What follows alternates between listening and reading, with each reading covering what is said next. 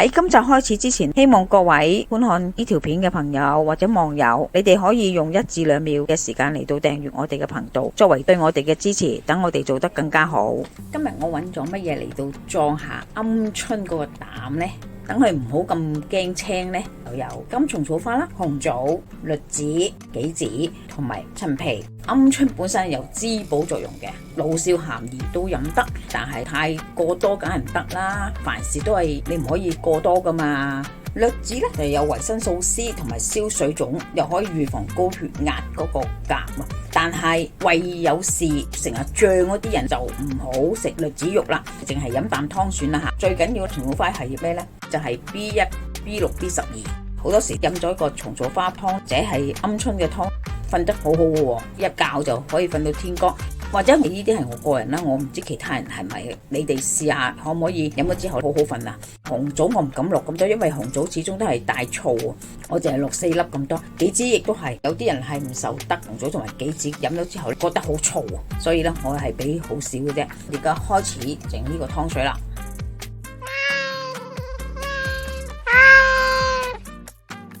阿媽廚房，沖下啲栗子先。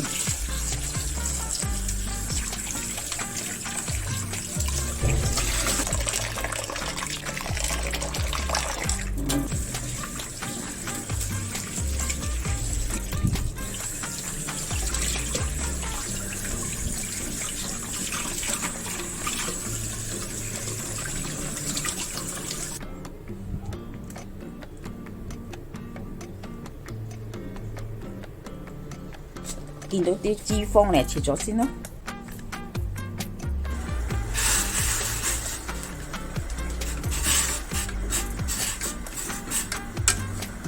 加片呢落去，唔好咁腥。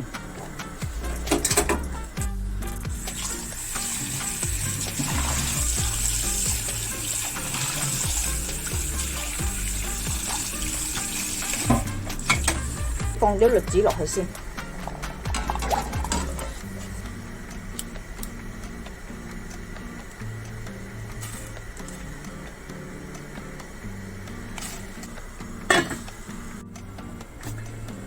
我哋而家落隻鵪鶉落去啦，跟住蟲草花，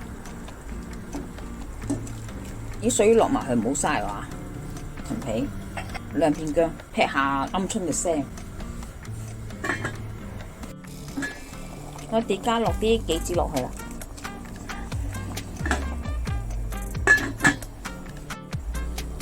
而家熄火。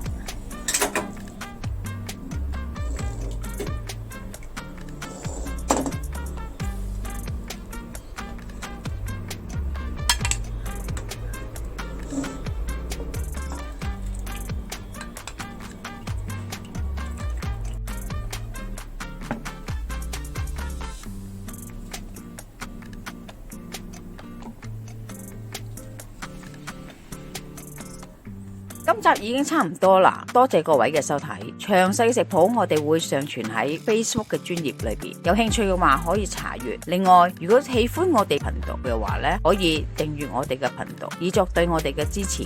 希望大家喜歡，我哋下集再見啦，拜拜。